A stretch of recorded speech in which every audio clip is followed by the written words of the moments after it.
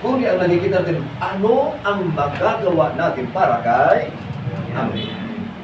Tulad dito sa isang tanawan ganito, kasi maraming bis na akong saktan sa ganitong bagay.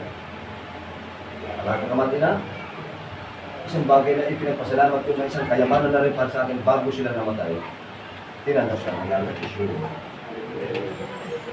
Ipinagpasalamat ko na higit pa sa kayamanan ng aking mga kapatid ng mga lalaki at babae.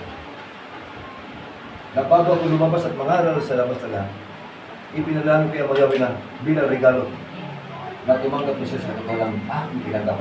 Yung natagpuan ko yun, matagpuan nila. Yung nakita ko ay makita nila.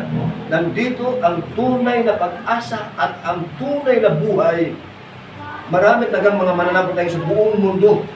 Lahat nag-aspire, totoo sila. Pero kasi hindi lahat na nagsasabi sa kanya. Diba? Rabay, rabay. Hindi lahat na nakakilala at tumatawag sa kanyang pangalan, papasok sa kanyang langit. Kundi, ang gumaganap ng kanyang banal na kalooban. May mga nangyari sa Biblia na ganito. Si Maria at saka si Martha.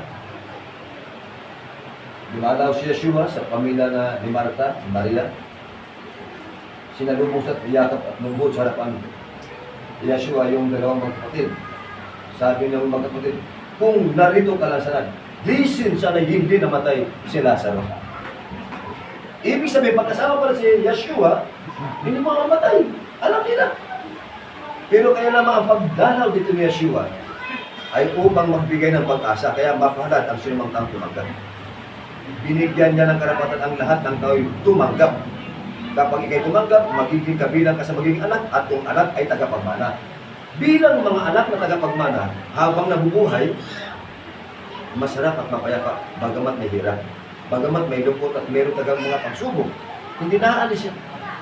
Ang sabi nga ng iba, ang buhay ng parang nature. Di ba? Parang langit na kuminsan maaliwalas. At kuminsan ay makulim. Minsan mapayapa at kuminsan ay makumus. Ito, sabihin na lang natin sa totohanan na punos din ang buhay.